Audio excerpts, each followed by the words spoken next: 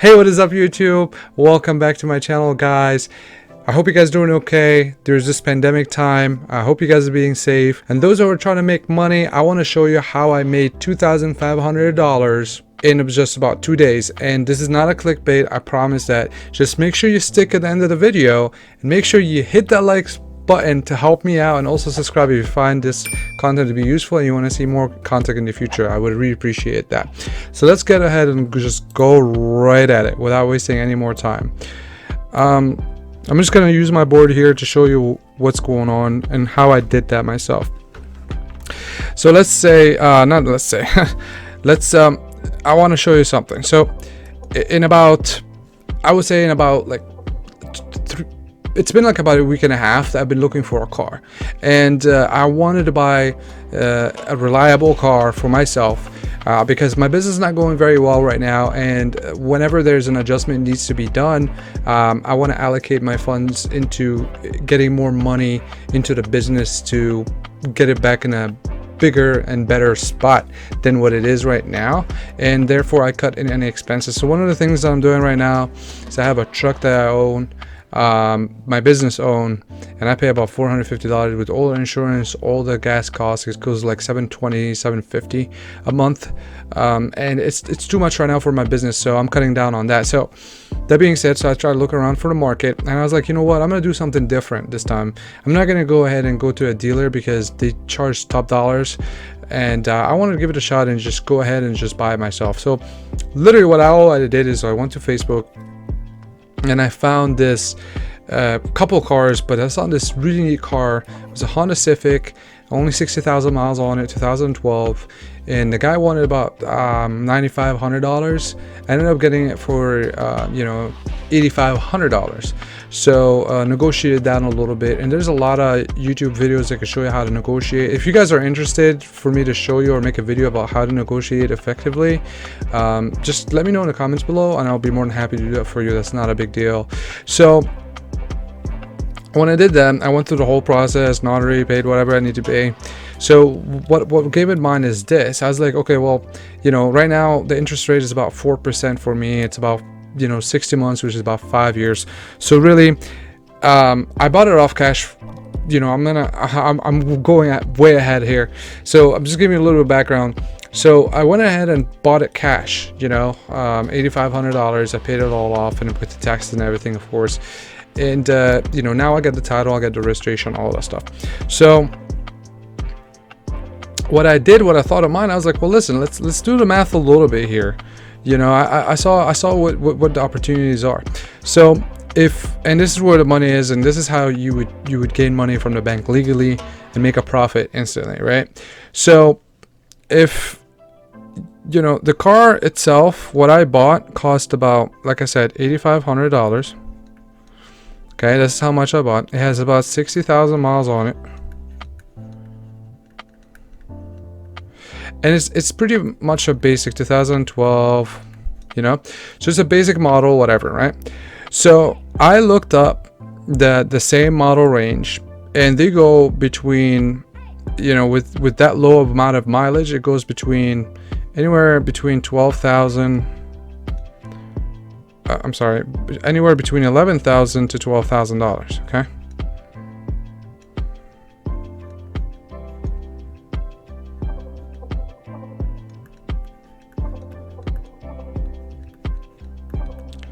That's from the dealership. Okay, so now keep in mind, you got to compare the prices. So this is what's worth, and this is how much I got it. Okay, now of course you got to go to the mechanic, and I got it all inspected and all of that, and the car is really clean. So this is what I did. Okay, so I went to a bank and I was like, hey, listen, I would like to take a loan against my title. And before you bash me and tell me like, why would you ever take a loan on something that you own completely, that doesn't make sense at all, that's so stupid, blah, blah. Just let me show you what I meant here, what I did. Okay, so what I've done, I went to the bank, I was like, hey, let me take a loan on that. So what they've done, they take the VIN number, and then after a day or two, they just call me back and like, hey, you actually approved, and this is how much we're willing to give you. So what people don't know is not all banks, so you got to shop around a little bit, and this is one of the things you should ask the bank. Okay, so ask the bank what are their value, okay? What are the value of the loan? What the value of the loan they're giving you, okay? What I mean by that the total maximum amount of loan. So with typically real estate, banks can give you between 80% to even 100%. Actually, a lot of people don't know that. I'm sorry, 100%. So it's more like this on your property, depending on what it is. And commercial is a little bit more tricky, but residential. Now, obviously, this one will be more interest. But anyway, so this is not real estate. This is cars. So cars, they give you 100% or 125% loan to what the car's value is. And the reason is because banks help out dealerships because they overcharge you. So they give you that 125. Okay. So the bank actually gave me 125% or whatever. Needless to say, they said like, we're going to go to 125% net to the rate. So if we do the math here, hold on, this is a huge calculator. I don't know why I have that much. This is basic math. Okay. So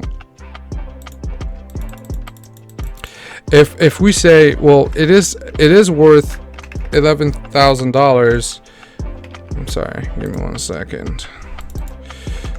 Divided by 100 is this one. It is worth $11,000. So we're gonna give you $13,750. Now, of course, there's taxes involved here. There's notary and all that stuff. So this $8,000 is going to be actually more, but that's how much I paid for the car. So now think about it this way. What the bank initially told me is after the expenses and all that, I can't remember the exact figure, but what they said was, we can give you, let's say, rounded down to 13,500. They said they're going to give me 13,500. So minus that by, let's say, 9,500. So that's $4,000 extra. So if you go on your phone and download something called the loan and interest calculator, literally from your Android shop. So go to, it's called Loan and Mortgage right here. I don't know if you guys can see it or not. Anyways, if you put in 11,000, you put in 4%, and you put in for 60 months, it's gonna be a total payment of $202. If you can zoom in. But anyways, it says $202, $11,000 in principal, but also the interest is $1,154. But they gave me, that's for the original pay, but they actually gave me 125%. So let's say it's 13,500. Again, the same thing is 440. So the monthly payment will be this. Payment monthly will be $248.62, okay, per month.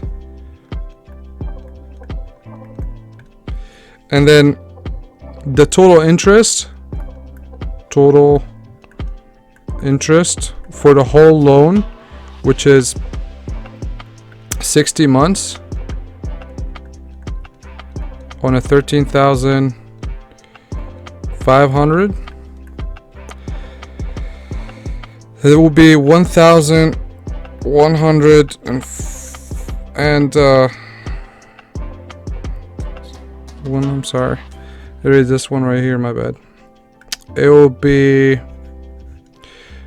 this. What would it be? It will be exactly $1,417.38. That's the interest, right? So that's the bad thing about taking a loan. But the thing is, what people forget about is this: you get your $1,417. So if you really take this one right here and you subtract it, so take that one, okay, $4,000 minus $1,017. So the total profit, if you take this number, you subtract it by 1,017.38, the total profit that you make out of this is $2,583. Okay, so the whole point is this. What I'm trying to tell you is this: is that now this strategy does not work with cars from the dealership. Why? Because the dealership, which they're experts in the car industry, they already do the diligence, and they do the research to make sure they charge you to the top dollar without being too expensive and competing into the market. So the leverage between what you make from a dealership versus what you make from the bank is very small, right? So a couple of things that you might be asking yourself, well, what if I fail on the payments and they repossess the car? You still keep the money, right? So you still make $2,583 out of the bank. So the only thing that's going to really get hurt is your credit score. So you got to make sure you're financially capable of making the payments per month, which is, in that case, is the $248 plus the insurance plus the gas. So you're really looking about $400. Now the thing is, that's how you make quick money. So not necessarily just quick money. This is how you make smart money, by using the leverage. Meaning, you take your money out, you pay the car, and then you take the money and then go take the car, take the title, go back to the bank, refinance it. Take a loan against the title, then do the math, and then whatever offer they give you, subtract whatever expenses you have. The $2,583 is what you're going to be netting. Now, keep in mind, there's also depreciation factor involved with any car. So what does that mean is, every time you drive the car, and over the years, because time work against people that own cars, new models come out with new technological features, it devalues the car. So now the thing is to keep in mind, you want to pick up a car that is in demand, reliable, and literally you're making money off of it, and you're gonna keep it. You're gonna keep on riding it, but you just made $2,583.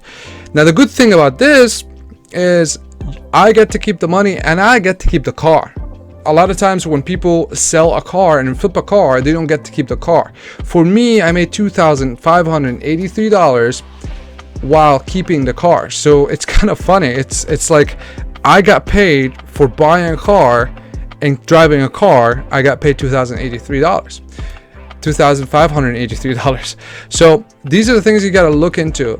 These are the things that, if you really do your research, you find a really good deal, car wise, you know what the market is by researching. Literally all what I did, honestly, like, I'm not gonna BS you guys, like, all what I did is went to the kbb.com and I just researched. Now keep in mind, that didn't happen overnight, but I was able to understand what I'm looking for and how much the range is, and I was able to hit up the guy and just go there and negotiate him for like $1,000 less, and boom, get the car. And then I knew when I looked into the property. Well, it is a property. The car is that it's worth a lot more than just the $8,500. What's very crazy about this is that credit unions are actually a lot better than banks. So, and remember, by the way, remember, because if you try to there are some banks, what they would do is they would give you a blank check and you could just go buy whatever car you want. And I knew I did that with PNC before, which is pretty cool. But the credit union that I got this from is, I didn't really necessarily, they were not able to do that. They were able to do that if you buy it from a dealer. So with PNC, I didn't ask, but I'm assuming it's the same thing. So make sure you ask. Make sure you do research, understand the market, and then ask what are the things required. Because a lot of times you got to watch out for is that banks are salesmen. Like, the people that are helping you, the loan officers, are salespeople, right? So you got to understand your finances, because a lot of times they were going to screw. Not every bank is like this, but unfortunately, like, I'm a firm believer, like, if you let them screw you, they'll screw you hands down. So the thing is, what I'm saying is watch out, because a lot of times when I went and asked, I was like, hey, can I take a blank check so I can buy a car? They're like, no, only a dealership, but we can give you a personal loan. And the way they push that up, personal loan is really bad for buying a car, because literally right now it's between 7 to 9% on interest, versus the cars, depends on your credit score, You could go over, and it depends on your credit score. It depends on what model or year of the vehicle and whether it's brand new or not. But if it's used, you have an average good kind of credit score. It could go from 3.5 to 5%. So really, you save a lot more money. And keep in mind, if you would have taken this and added into the equation of the interest, you're not going to make as much money. Because think about it this way. This is almost double what I'm paying. So let's say the average is 8%. Literally, at that point, I'm actually my interest is going to be instead of this, it will be this now. It will be $2,953.88, which means my profit will go down to, instead of this now, because keep in mind, we'll take this one and we'll put it right here, and now instead of that one, it will be 1,000. So you see, like, less than half. We took an impact with a lot more than just half of what we actually were going to be earning, just because the interest rate went from 4% to 8% on double wise. So look at this. So that would be an okay technique. I mean, it's not, you're not making as much money, you're still making money, but I wouldn't recommend doing that high and committing to just 8% on average. That's just too high for a car. So I hope that you guys like this video. I hope you guys find it very helpful. If it is, please hit that like button so we can have the algorithm of YouTube be sharing that with a lot of people. And I'll see you guys later. Don't forget to subscribe and take care. Have a nice day. Bye bye.